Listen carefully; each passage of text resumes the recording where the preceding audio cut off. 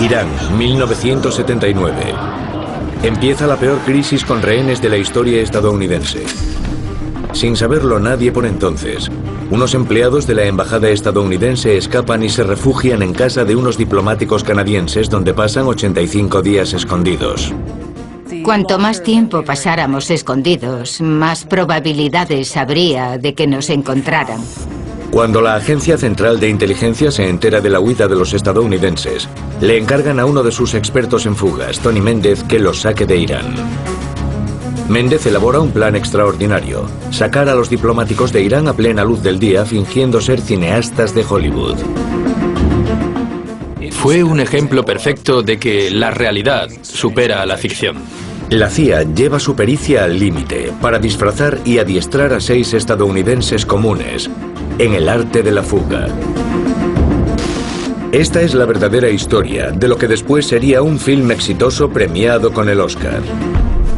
Pero lo que no figura en la versión de Hollywood son los increíbles detalles de una operación que la CIA mantuvo oculta en archivos secretos hasta ahora. Es la historia secreta de cómo engañó la CIA a todo el mundo.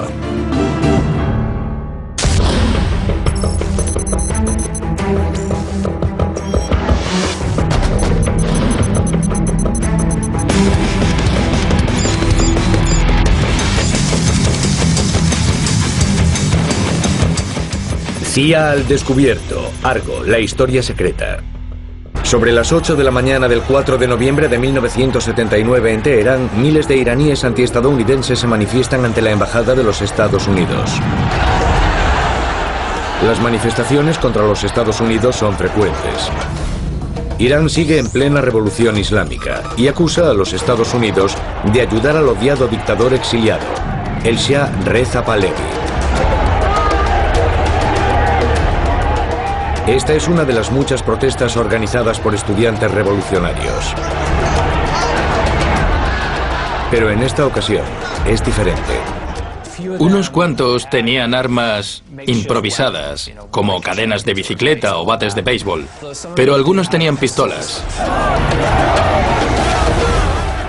Era una multitud que gritaba: ¡abajo los Estados Unidos! ¡Muerte a Carter! Dentro de la embajada, el personal puede ver la manifestación desde las ventanas de las oficinas. Poco después de las 9 de la mañana, cortan las cadenas de la verja. Un pequeño grupo de militantes estudiantiles se dirige hacia el edificio principal de la embajada, la Cancillería. Rompieron la ventana y lograron entrar en el sótano. Los iraníes subieron a la segunda planta. Capturaron a algunos estadounidenses y dijeron: déjennos entrar o les haremos daño a estas personas. Al lado de la Cancillería hay otro edificio, el consulado. Consulado. Dentro hay más estadounidenses. Uno de ellos es Mark Lajek. Empezamos a oír un alboroto que venía de la sala de espera. Y la gente decía que los manifestantes habían entrado en el complejo. La esposa de Mark Lajek, Cora, está también en el consulado. Oímos pisadas en el tejado y pensamos que quizás estaban intentando entrar y buscar un acceso al edificio, así que nos asustamos. Todas las luces se apagaron. Supusimos que los manifestantes habían accedido a la zona de contadores y habrían cortado la electricidad. Alguien arrojó un ladrillo o una piedra contra una ventana. Un marine acudió corriendo y vio a un hombre trepando por una escalera.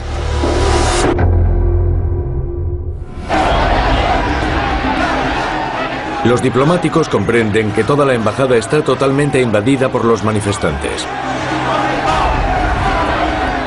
Al principio, uno de los marines que custodian el consulado les aconseja que permanezcan dentro del edificio. Oyen por la radio que unos militantes armados están intentando secuestrar al resto de los estadounidenses. Ahora saben que corren grave peligro. Deben huir rápidamente. Comprendieron que la Cancillería había sido invadida y que no aguantarían mucho tiempo.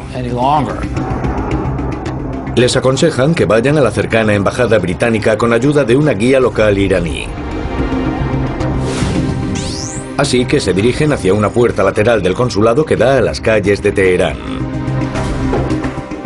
A solo unos pasos, hay miles y miles de aireados manifestantes iraníes.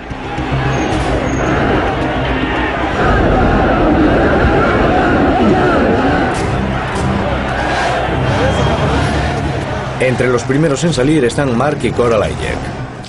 Cuando salí de la embajada estaba muy nervioso. Me sentía muy visible. Intentamos no llamar la atención y mezclarnos con la gente que iba por la calle. Fuimos alejándonos caminando despacio. A continuación, lo siguen Joe Stafford, su esposa Kathy y Bob Anders. Los 5 evitan a la multitud airada que ahora queda tras ellos. Y se dirigen hacia el suroeste, hacia la embajada británica, dirigidos por su guía iraní. La guía me detuvo, el resto del grupo también lo hizo y ella dijo, hay una manifestación, no podemos ir allí. Vimos la manifestación allí, así que decidimos no ir. Finalmente van al apartamento de Bob Anders. Se quedan allí, aterrados ante la idea de volver a las calles de Teherán.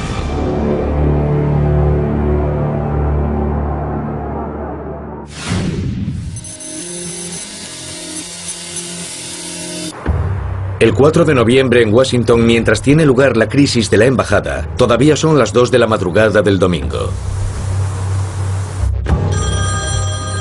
El Departamento de Estado empieza a recibir llamadas desde Irán. El presidente recibe la noticia al amanecer.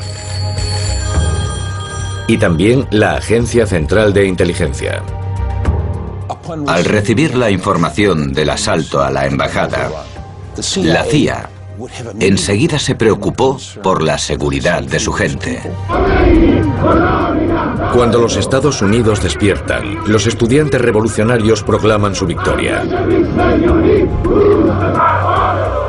El primer día de la peor crisis internacional con rehenes ha comenzado. Los mostraron ante las cámaras. Fue una gran victoria para los estudiantes. Estaban sorprendidos de haber sido capaces de lograrlo. 66 estadounidenses son tomados como rehenes a punta de pistola.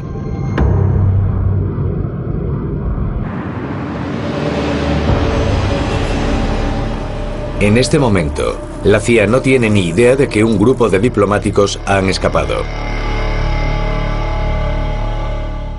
Sabíamos que era una situación muy peligrosa. Lo que ocurre a continuación no sale en la película de Hollywood. 5 de noviembre de 1979, Teherán. Tras la primera noche ocultos, los huidos pasan varias noches tensas en 5 lugares distintos de Teherán. Entre ellos, la residencia del embajador británico. Esto tiene lugar durante 6 angustiosos días. Iban de casa en casa, día tras día. El momento de más miedo fue un miércoles o jueves por la noche. Los vigilantes pasaron toda la noche tocando el silbato cada 10 o 15 minutos. Teníamos los nervios de punta. Los 6 días que pasamos solos fueron aterradores. Los iraníes estaban practicando detenciones.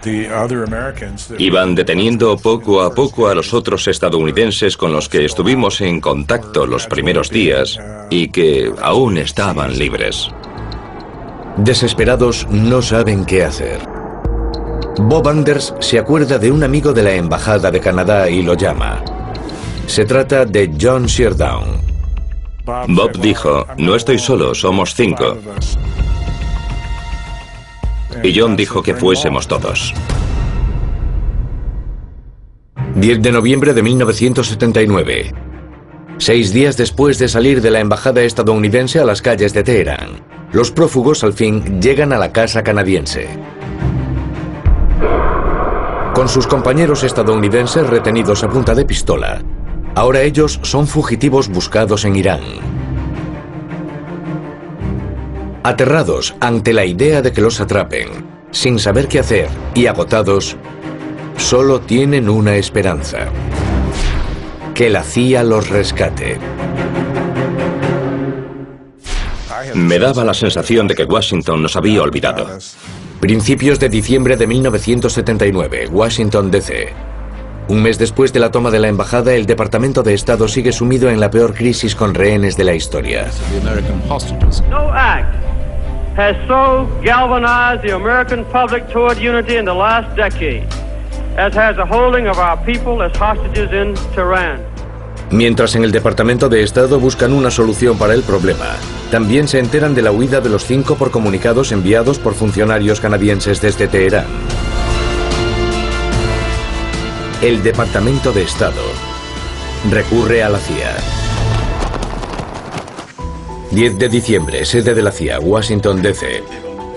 Una serie de comunicados secretos inmediatos llega a la mesa de un agente de inteligencia llamado Tony Mendez. Los comunicados inmediatos tienen la mayor prioridad, normalmente restringida a guerras o a datos de lo más urgente. Tony vio los comunicados en su mesa, todos con clasificación de inmediato, algo que no es habitual. Es más, según me dijo, hay agentes que no ven uno así en toda su carrera. Los comunicados hablan sobre los diplomáticos huidos. El 10 de diciembre, cuando Tony supo que había 6 estadounidenses atrapados fuera de la embajada, su mente se puso a trabajar de inmediato. Tony Mendez es un agente prometedor de la CIA. Ha hecho numerosas operaciones de rescate encubiertas, lo que la agencia llama exfiltraciones o extracción de activos de lugares peligrosos. Su trabajo era sacar gente de lugares conflictivos, rescatarla de zonas peligrosas. Tiene fama de ser un maestro del disfraz y trabaja en una sección especializada ultrasecreta conocida como OTS.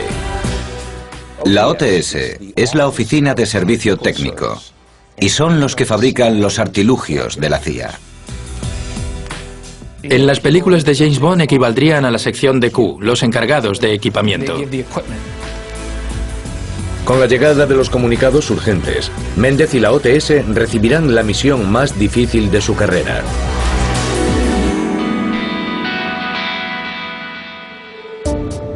Mendez es convocado a una reunión en el Departamento de Estado. Discutieron sobre el mejor modo de ayudar a rescatar a esas personas. Tony enseguida les dijo que debían dejar que él y los expertos de la CIA se ocuparan del asunto. Y lo hicieron.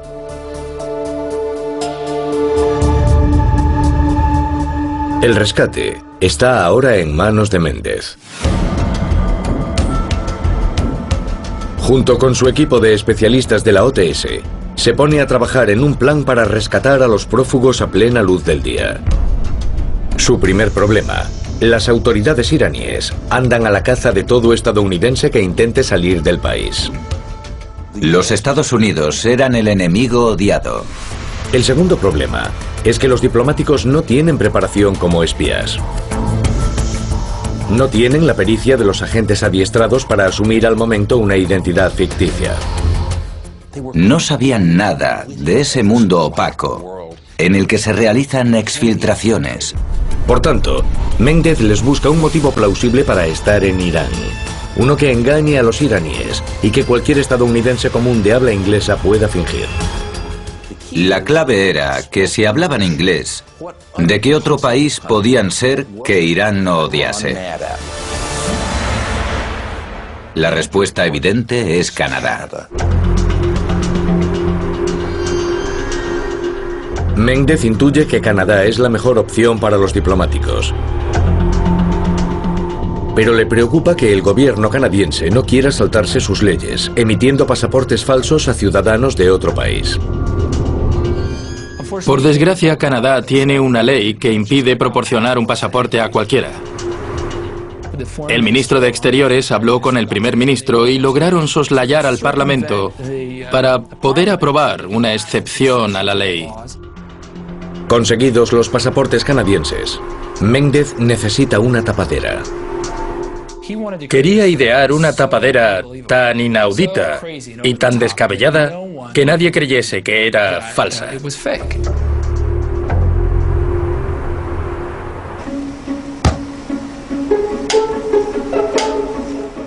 Tras interminables días y noches devanándose los sesos, a Méndez se le ocurre una idea. Hacer pasar a los diplomáticos por canadienses que trabajan en un rodaje de Hollywood y estarían en Irán tras viajar allí en busca de escenarios para el rodaje. Pese a la revolución, el sector cultural del nuevo gobierno iraní sigue queriendo obtener divisas, y una de las opciones es la inversión cinematográfica. El plan era descabellado. Era poco probable que funcionara. Estaba lleno de pegas y podían salir mal miles de cosas. Uno de los problemas es que Méndez sabe poco de equipos de rodaje. Así que llama a un amigo de California, John Chambers, un maquillador galardonado con el Oscar, famoso por su trabajo en El planeta de los simios. Llamó a su amigo John Chambers para preguntarle si el plan sería factible y qué tipo de gente iría a buscar escenarios naturales. Después de que Chambers le enumerara los diversos especialistas que integrarían el equipo, Tony vio que era la mejor solución. Casa de los diplomáticos canadienses de Irán. En Irán, los prófugos siguen el desarrollo de la crisis de los rehenes en la embajada estadounidense. Teníamos un televisor viejo y vimos imágenes de los rehenes con los ojos vendados mientras los sacaban de allí. Estaban totalmente indefensos, a merced de aquella multitud que los zarandeaba y daba mucho miedo. A los diplomáticos se les ha unido otra persona más, Lee Schatz, otro estadounidense que trabajaba en la embajada, cuya fuga habían organizado los suecos. Los 6 son ahora conocidos como los huéspedes, tras una estancia con los canadienses que en Navidad pasa ya de 40 días. Cuanto más tiempo pasáramos escondidos, más probabilidades habría de que nos encontrasen. Día tras día, el peligro para los huéspedes aumenta. Es probable que tarde o temprano alguien los descubra y los delate a las autoridades. Hay que actuar contrarreloj. 15 de enero de 1979, Los Ángeles. A principios de enero, Méndez viaja a Los Ángeles durante 4 días para ejecutar la primera fase del elaborado plan hollywoodiense, visitando a su buen amigo John Chambers. Lleva consigo $10.000 aportados por la CIA en un compartimento secreto de su portafolios. Tony tuvo que ir a Los Ángeles para poner el plan en marcha. Fue a la casa de John Chambers y charlaron. Méndez recurre a Chambers y a un compañero suyo, Bob Seidel, para que lo ayuden a crear desde cero una aparente producción hollywoodiense. Bob se quedó atónito cuando llegó a casa de John Chambers. Se sentaron y un agente de la CIA les explicó que tenían que rescatar a unos estadounidenses que estaban atrapados en Teherán. No contaba con aquello. Los 3 trabajan rápido y enseguida dan con el guión de un film no rodado titulado El Señor de la Luz. Tony dijo, es lo que necesitamos porque puede ambientarse en Oriente Medio y lo titularemos Argo. Además vieron que tenía cierta connotación mitológica porque el barco de Jasón y los argonautas se llamaba Argo. Y a Tony le pareció perfecto. Resuelto el problema del guión, necesitan ahora una oficina en Hollywood. Estamos llegando a los estudios Sunset Gower, que antes eran los estudios Columbia, y fue ahí donde Tony, John Chambers y Bob Seidel ocuparon una oficina que antes había ocupado Michael Douglas para el síndrome de China. Estaba vacía, así que ahí instalaron su productora ficticia. Méndez bautiza a la productora como Estudio 6 por los 6 diplomáticos que debe rescatar. Chambers y Seidel acceden a dirigirla en nombre de la CIA.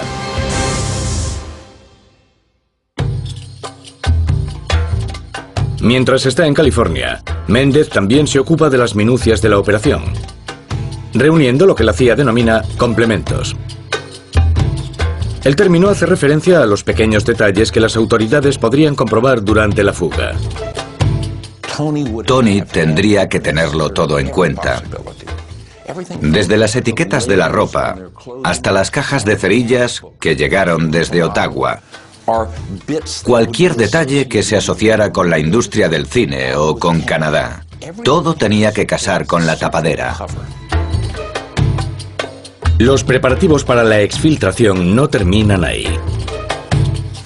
Cuando Méndez regresa a la sede de la OTS, convoca a su extenso equipo de especialistas técnicos de la CIA para trabajar en los detalles.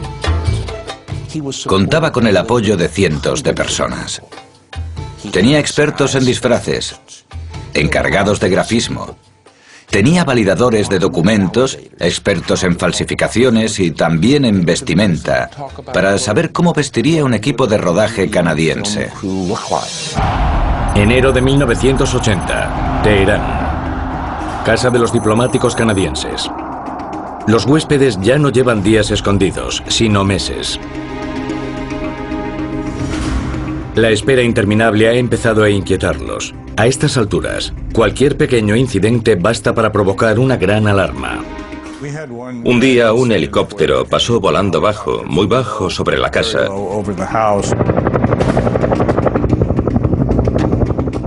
Y nos asustamos. Sufríamos una gran tensión, aunque estábamos en un lugar seguro. No hacía falta mucho para provocarnos una reacción de pánico, o como quiera llamarse. Miedo, paranoia y frustración. Todo ello empieza a hacer mella en el estado mental de los diplomáticos atrapados. Su preocupación está bien fundada. Dentro de la embajada estadounidense, los rehenes sufren malos tratos. Incluso los someten a aterradoras ejecuciones simuladas.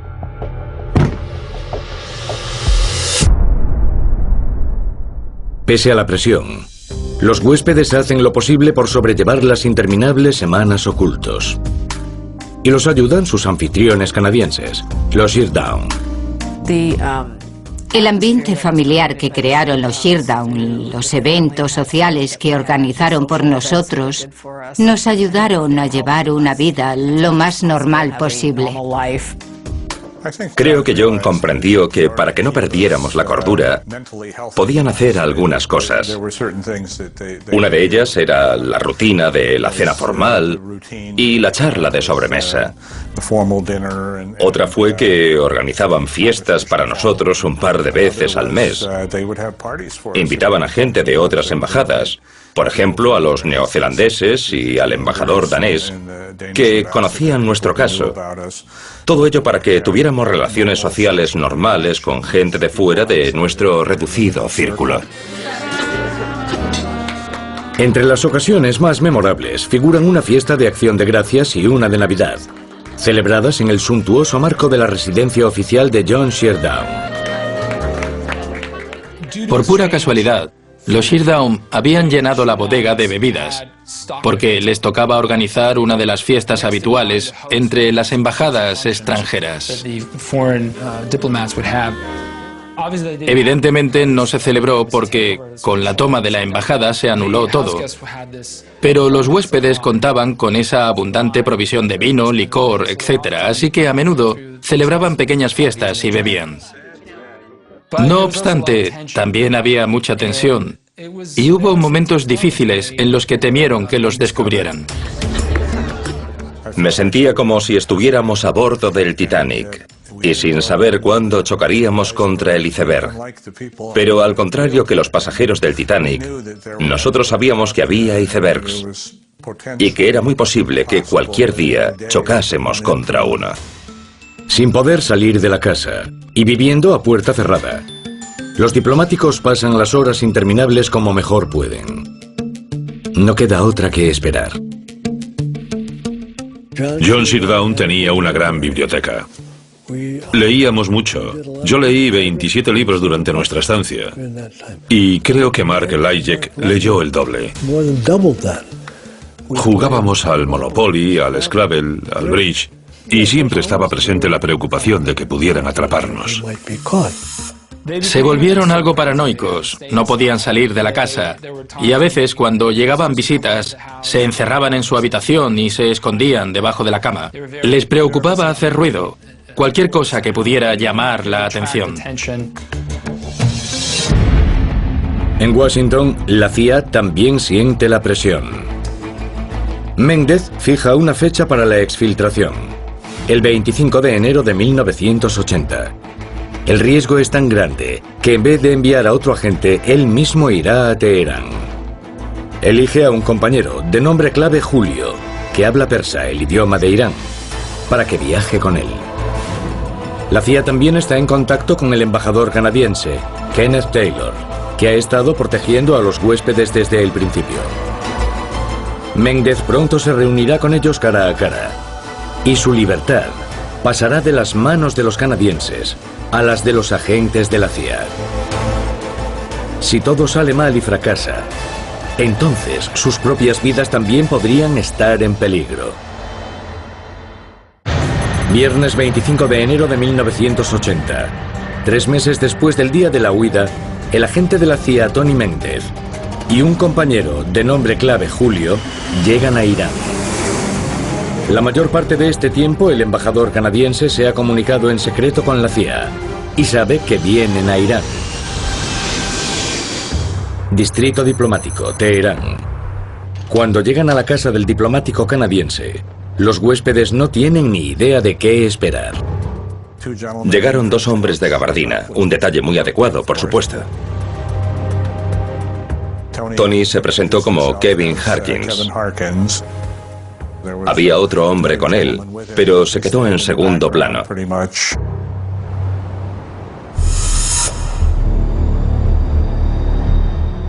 El hombre que se presenta como Kevin Harkins es en realidad Tony Méndez, y de inmediato evalúa el estado mental de los diplomáticos tras 80 días escondidos.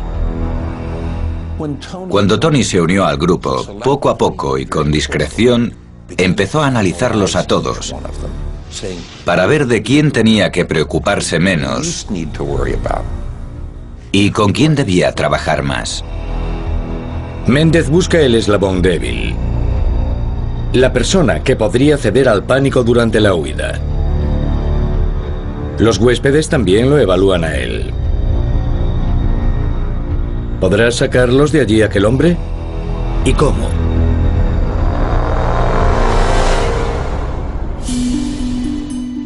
Cuando Tony nos explicó el plan, me gustó al momento.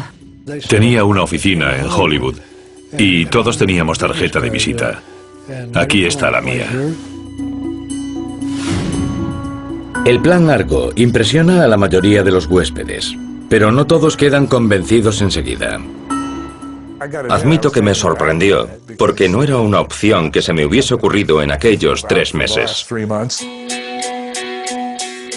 La dificultad para Méndez es abrir la mente de los diplomáticos a un mundo nuevo e irreal de falsedades y apariencias. Deben acostumbrarse a interpretar a unos personajes que no existen más que a ojos de los iraníes. Así que Méndez les hace un pequeño truco de magia. Todo ello para hacerlos pensar en el engaño que tendrán que interpretar para poder escapar. Nos hizo un truco de magia. Sostuvo 2 corchos entre los dedos como formando 2 Ds y los separó haciendo que pareciese que uno de los corchos hubiera atravesado al otro. Sé que solo era un truco, un juego de manos, pero me dejó asombrada y pensé, si él puede hacer eso y dice que tiene tanta experiencia, creo que podemos confiar en él. Creo que dijo que todo consiste en crear una ilusión. Hay que convencer de algo a alguien. Interpretas un papel, eres una persona diferente e intentas engañar a alguien. No es real, es una ilusión.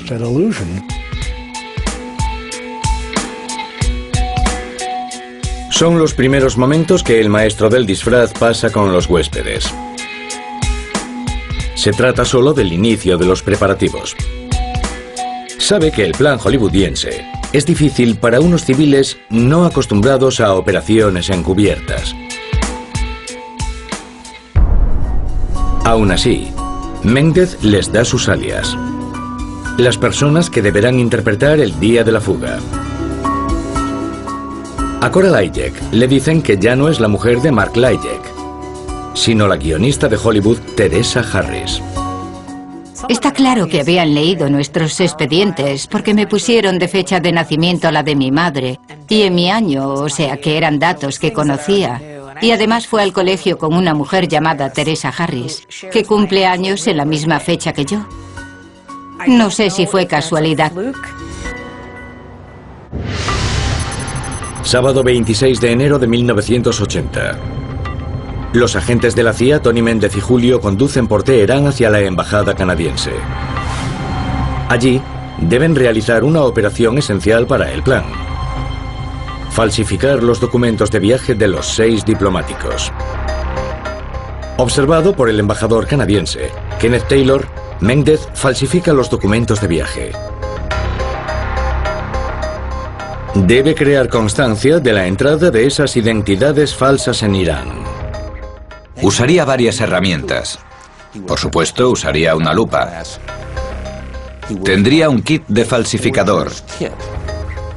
Y emplearía algo llamado puente de falsificador, que es un modo de apoyar las manos en el documento sin correr la tinta y que le permitiría añadir los últimos detalles. Si estuviesen demasiado perfectos, resultarían sospechosos, pero si estuviesen muy chapuceros, no resultarían creíbles. Para igualar la tinta usada por las autoridades iraníes, Méndez usa un tampón suministrado por la CIA. Pero se ha secado y no funciona. Y ahí entra en juego la creatividad de Tony. Va al mueble de las bebidas de Ken Taylor. Elige un whisky bastante fuerte. Vierte un poco en el tampón y sale todo perfecto. Domingo 27 de enero de 1980. Es el último día de los preparativos para la fuga. Mañana irán al aeropuerto de Teherán e intentarán huir del país. Pero Méndez y Julio no están seguros de que los huéspedes estén preparados del todo. El domingo por la noche, Tony volvió a casa de los Sherdown y le sorprendió bastante lo que vio. Lo que ve es que los huéspedes se están probando la ropa, completamente metidos en los personajes que interpretarán. Deben transformarse de burócratas en cineastas de Hollywood modernos. Creo que el mejor fue Bob Anders. Decidió ir en plan exagerado y creo que se desabrochó la camisa hasta la mitad del pecho.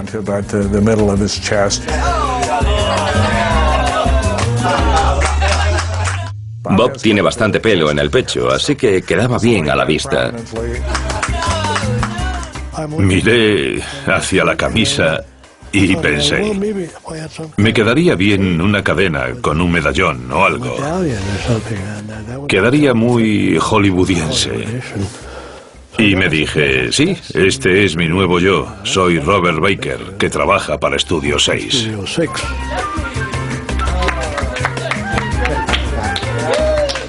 Los huéspedes empiezan a disfrutar interpretando a sus extravagantes personajes hollywoodienses. Pero a Méndez le preocupa que no hayan captado del todo el gran riesgo que entraña la huida.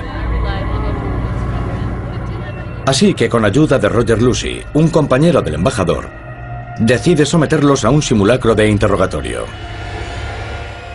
Se lo tomó muy en serio. Llevaba botas militares, una guerrera de camuflaje y una vara.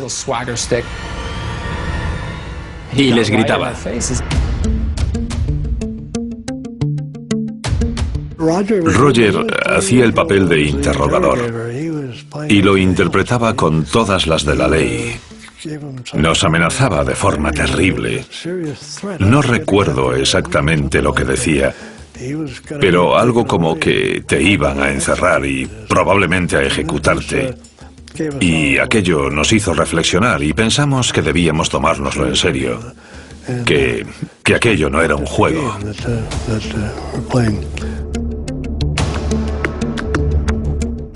Creo que el fin era lograr que respondiésemos rápido, sin tener que pensar.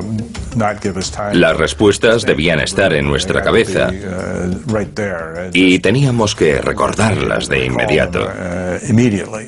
Y creo que el método funcionó.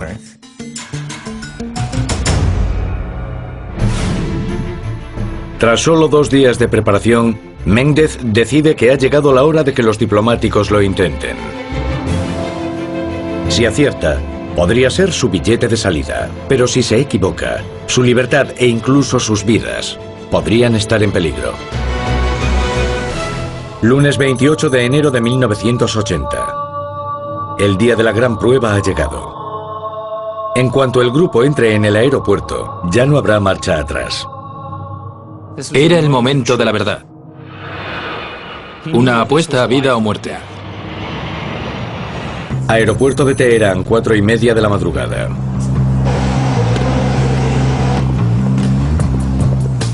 Al romper el alba, Méndez entra en el aeropuerto. Pronto lo seguirán los 6 diplomáticos.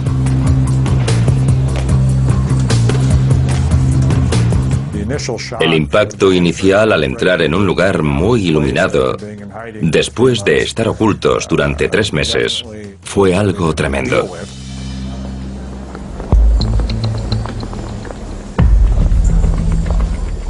Tras facturar el equipaje, se enfrentan a la primera gran prueba, pasar el control de pasaportes.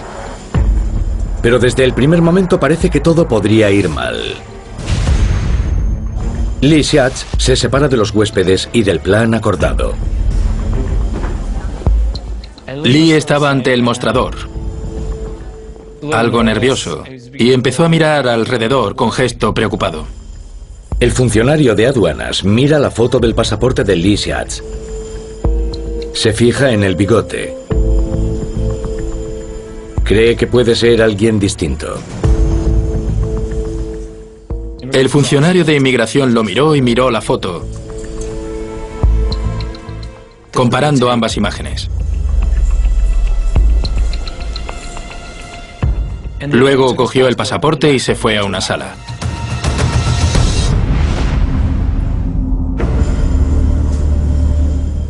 Méndez solo puede observar a distancia, esperando que Schatz no se derrumbe.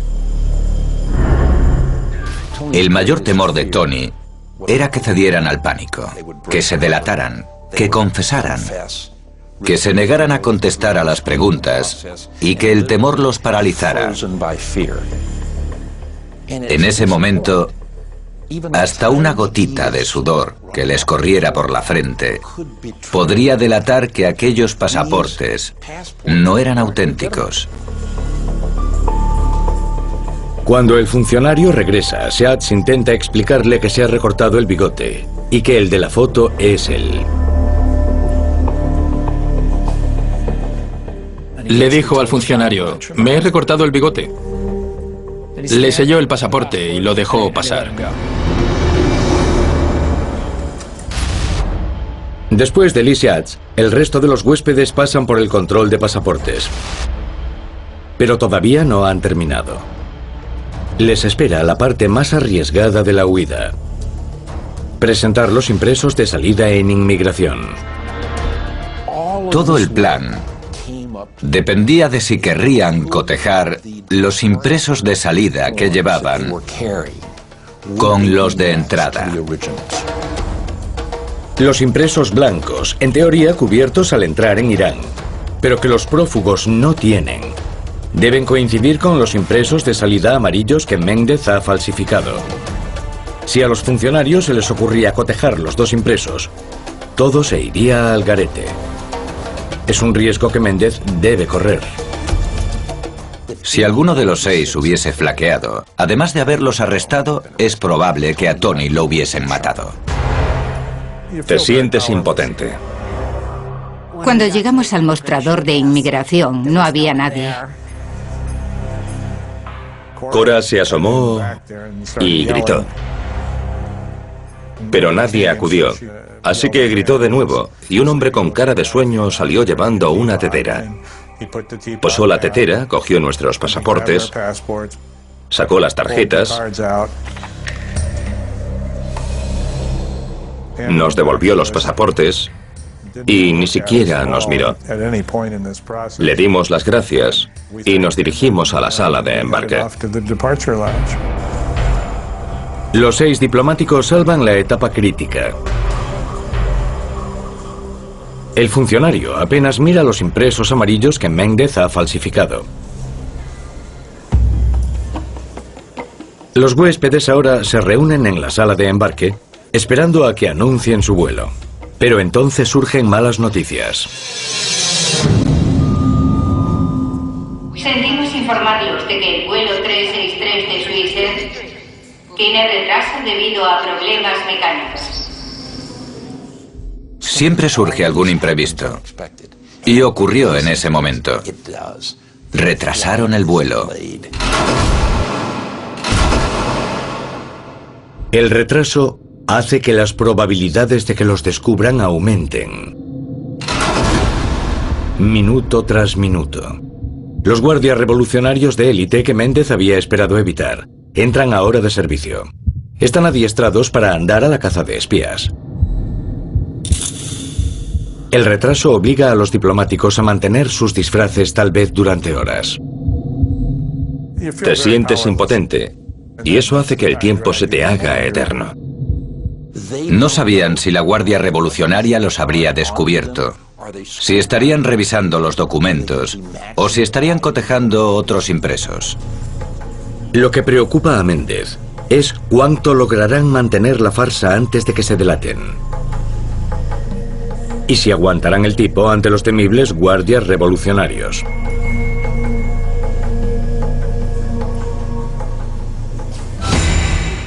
Cuanto más tiempo estuviéramos allí, más fácil sería que alguien nos reconociese. 28 de enero de 1980, sobre las 7 de la madrugada. El retraso del vuelo ha dejado expuestos a los prófugos. Kathy, Joe y Cora Layek tienen más motivos para preocuparse que los demás. Al trabajar en la sección de visados del consulado y tratar con iraníes a diario, sus caras son conocidas. Podrían ser identificados en cualquier momento. Kathy, Joe y yo habíamos trabajado en la sección de visados. Me preocupaba que por casualidad alguien del aeropuerto nos reconociese. No hablábamos mucho, estábamos más bien callados. Habíamos hecho todo lo posible, solo queríamos salir de aquella sala y subir al avión. La presencia de los guardias revolucionarios que ahora entran de servicio hace que la tensión aumente. La sala de embarque se estaba llenando. A lo largo del día fueron llegando más y más guardias revolucionarios y empezaron a acosar a la gente. Mientras esperan, Méndez ve que los guardias revolucionarios paran a otros pasajeros y los interrogan. Buscan a iraníes que intentan sacar riquezas del país, pero también empiezan a fijarse en los extranjeros.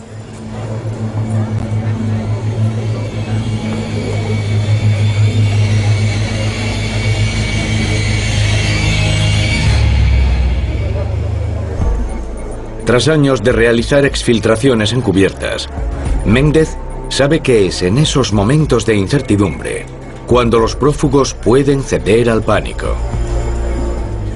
Ya han empezado a cometer algunos errores.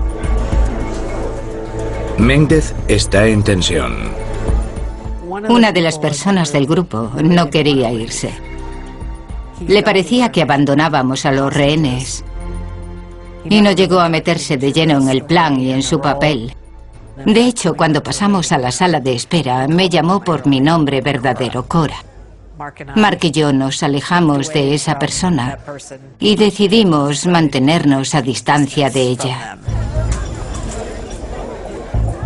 Otro error es que uno de los huéspedes coge un periódico iraní escrito en idioma persa autóctono.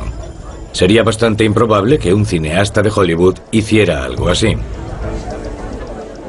Sería justo el gesto delator que un guardia revolucionario adiestrado estaría buscando. Tony se le acercó y le dijo: deja el periódico, no deberías saber hablar persa ni leerlo. Y él le hizo caso. Méndez no puede permitir otro error. Con solo una mirada de un guardia revolucionario en un mal momento, todo se iría abajo. Durante el retraso, Tony solo podía hacer una cosa para calmar los temores de los 6: mostrarse tranquilo. Esos últimos 30 minutos en la sala de espera se me hicieron eternos. Cada minuto pasaba muy despacio. Cuando miraran hacia él, no podían ver pánico, no podían ver miedo, sino una actitud normal, templada, confiada. Si nos midieran la presión sanguínea en esos momentos, sería muy alta. Los momentos en el aeropuerto fueron muy tensos. Y lo único que quería era subir al avión, nada más. Finalmente, sobre las 8:30 de la mañana, hay un segundo anuncio.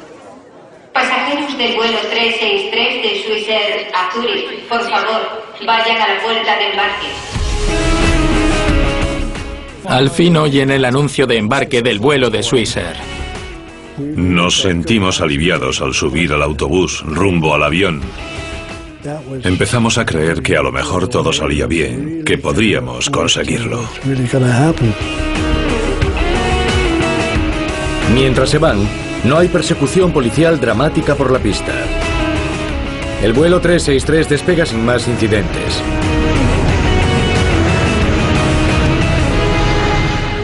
Unas horas después, aterriza en Zúrich, Suiza.